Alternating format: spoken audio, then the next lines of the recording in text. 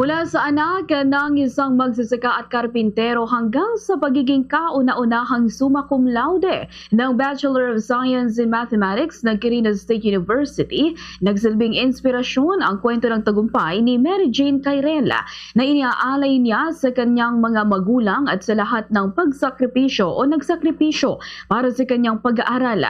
Sa panayam ng Bombo Radyo Kawayan kay Mary Jane Cairela, residente ng Burgos, Cabarugis, Quirino, ibinahagi nitong halo-halo ang kanyang naramdaman matapos magtapos bilang kauna-unahang summa cum laude sa kursong Bachelor of Science in Mathematics sa Quirino State University matapos makapagtala ng General Weighted Average o G1 na 1.24.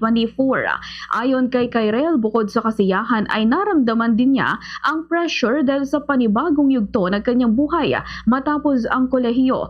Gayman sinabi niyang handa niyang sanggaban ang anumang oportunidad na darating upang makabawi sa kanyang mga magulang na kapwa tumatanda na.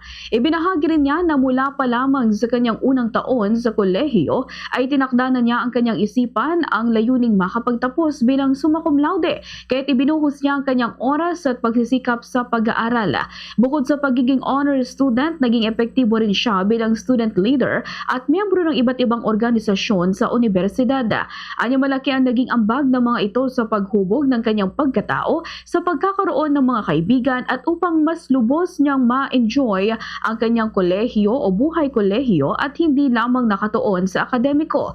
Hindi naman naging madali ang kanyang paglalakbay dahil kinailangan niyang balansahin ang pagiging student leader, honor student, miyembro ng music ministry sa kanilang simbahan at ang pagtulong sa kanyang pamilya lalo na't madalas magkasakit ang kanyang ama. Ayon kay Cairel, ang pinakamalaking inspirasyon niya ay ang kanyang mga magulang. Ang kanyang ina ay isang magsasaka habang ang kanyang ama naman ay isang karpintero. Dahil nasaksihan niya ang kanilang walang sawang pagsisikap mula pa noong siya ay bata, sinabi niyang hindi niya naisip na sumuko dahil kung hindi niya sumusuko, ang kanyang mga magulang ay wala rin siyang karapatang sumuko. Inamin din niyang napaiyak siya nang ipaalam ng isa sa kanyang mga instructor na siya ang magiging summa cum laude ng kanilang batch. Hindi rin umano niya agad sinabi sa kanyang mga magulang ang kanyang natamong karangalan. Sa mismong araw ng graduation na lamang nila nalaman ang kanyang tagumpay nang siya ay ang maghatid ng valedictory address.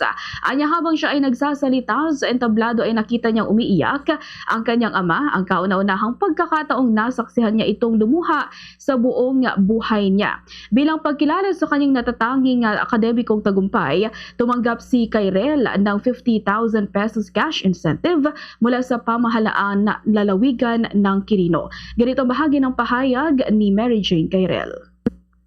Ang una ko pong mga naisip sa mga panahon po na yun ay yung aking mga magulang po.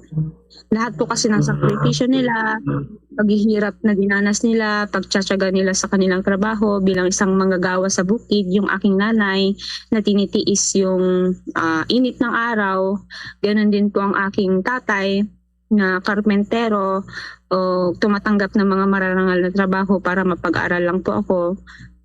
Kahit na may sakit po siya, tinitiis niya pa rin pong magtrabaho para lang po may bigay po sila sa akin noon na at mapag-aral po ako.